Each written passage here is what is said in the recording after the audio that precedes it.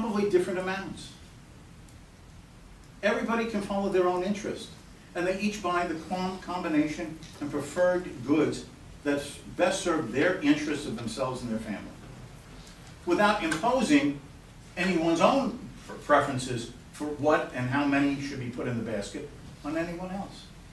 That allows a wide degree of diversity of different conceptions of what is good for your life.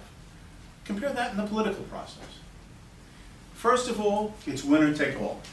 The party that wins is in power, and the party that loses is out. And what the majority of the people who voted for on election day in terms of the party that was put in power, they imposed that on everybody. That's like saying, holding an election and saying, well, you know, 51% of the population have elected these people to office, and these people in office, reflecting the 51%, are now going to tell everybody in the supermarket what they can put in their shopping cart, including the 49% who lost the election. Well, how would you feel about that? Now, how do I reverse this? I can't even get a different shopping cart worth of goods and services until the next election. And assuming I can persuade enough people to vote the way I want the shopping cart to be, instead of the way you want it. Well, what kind of system is that? In which you make everyone conform to one set of values and preferences, or a composite of a certain group of people who happen to have 51% of the vote on election day, and the 49% are required to conform to someone else's preferences and values. And the 51% says, but this is the common good. No, it's what you think should be in the shopping cart, your conception of the common good. It's obviously not the 49%. They didn't vote for it. What's good about that? What's efficient about that? What's productive about that? One of the advantages of the free society is the diversity. Okay. Do you have people killing each other over religion in this country? Not very often, certainly, right? Somebody wants to be a Catholic, they're a Catholic. Somebody wants to be a Muslim, they're a Muslim. Somebody wants to be a Buddhist, they're a Buddhist. Someone wants to believe in nothing, they can do that too. Right? You just recognize it's a personal matter. You go to church, you don't go to church. You go to church, you go to the church representation, and this is what you're going to put in your shopping cart. And everybody has to put the same religion in the shopping cart. And if you don't, there's going to be consequences. And since the state can impose this, then people of different faiths have to fight with each other, because the person who gets hold of the government gets to have the winning faith. It's the same thing. When someone's notion of the good, the right, the just, is going to be imposed upon everyone else, it's by necessity. Means that some people's views of the good, the right, and the just is going to have to be put aside and prevented, and sometimes suppressed. Whereas a society where it's left alone, it's privatized, it's personal, it's not politicized, it's not government. That's the advantage of the market. We can have the most diverse senses of what each and every one of us values, considers important. I sometimes express this in the following way. Those of you who are practicing Christians, I don't mean to seem sarcastic, but I've read the Gospels of the New Testament.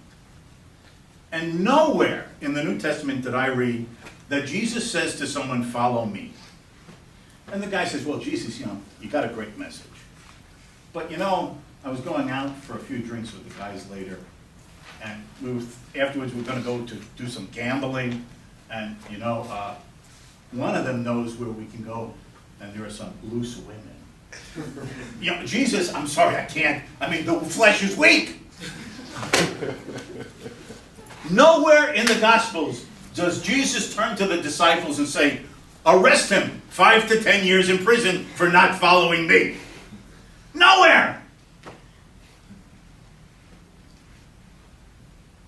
The presumption is that it's a matter of freedom of choice. And the sins of the Father do not fall upon the Son. If the Father doesn't want to be saved, the Son can, or vice versa. And if you backslide, you can always be redeemed tomorrow. And if you choose not to follow, well, if God exists and there's heaven and hell, well, that's your choice for later on. Okay? That is the morality of this. Reason, persuasion, and serving as an example in your own life to try to persuade others that there's a better way to live. And to follow a particular ethics, code of morality, or faith. Not to use it at the point of a gun or some type of political threat, or to say, I know the common good on these matters. That's why there were religious wars in the Middle Ages in Europe. That's why, unfortunately, there are still religious wars and conflicts going on today, as opposed to other parts of the world where, you know what, we no longer reserve it to politics. It's your own personal matter. It's a matter of voluntary choice and association with those who agree with you. And if you want to proselytize, of course, if you feel so strong about your faith, to try to win others to what you believe to be the true religion. But it has to be through getting people to agree to it, not forcing them, either at the point of a gun or a majority vote.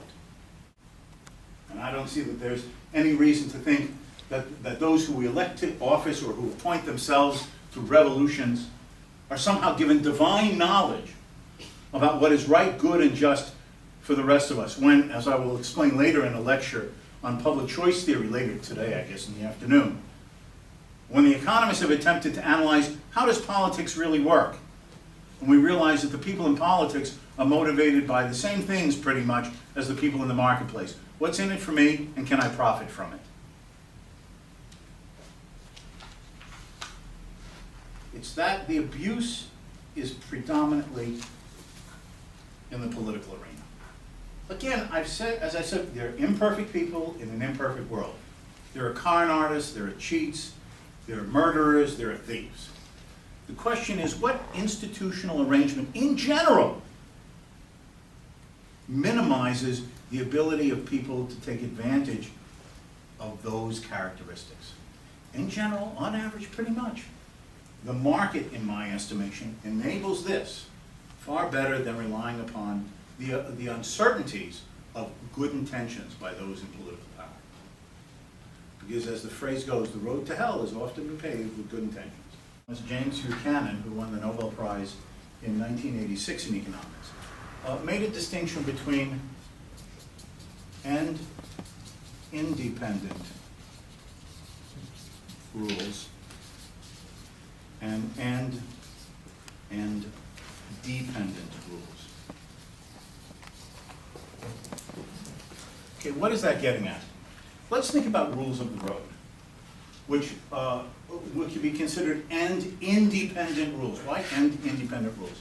Anybody can go on the road driving their car as long as they follow certain rules of the road. You're supposed to abide by the speed limit. All of us are weak in the flesh on that. But we're supposed to abide by the speed limit. We're supposed to stop at red lights and go when it's green. If an emergency vehicle, an ambulance or a police car comes by, we're supposed to pull over to the side and wait till the emergency vehicle has passed before we continue on our way. Okay? If we come to an intersection and there are cars all coming from the four directions at the same time, at least the American rules of the road, the driver's license, is that you're supposed to courteously, if two cars have come to the intersection at the same time, you defer to the car to your right. And then he goes and then you go. You see what I'm saying? Okay. But there are similar rules of the road. But most countries have similar rules of the road. Okay? Now, as long as you abide by these rules of the road, it doesn't matter why you're on the road. You could be going to school. You could be shopping. You could be going out for an evening with your friends. You could just have had a bad day and something's bothering you and you just want to go for a ride in the evening because that sort of like calms you down. Like some people do that. They just want to go out and get behind the wheel and drive for a while. It doesn't matter why. The rules are independent. The rules apply to everyone regardless of the reason why they want to drive. So they're like the rules of the game. As long as you abide by the rules of the game, the players on the field can follow any strategy they want, as long as they abide by the same rules, right? The foul, inappropriate tackling. But as long as you follow the general rules of the game, you can follow a whole wide variety of strategies.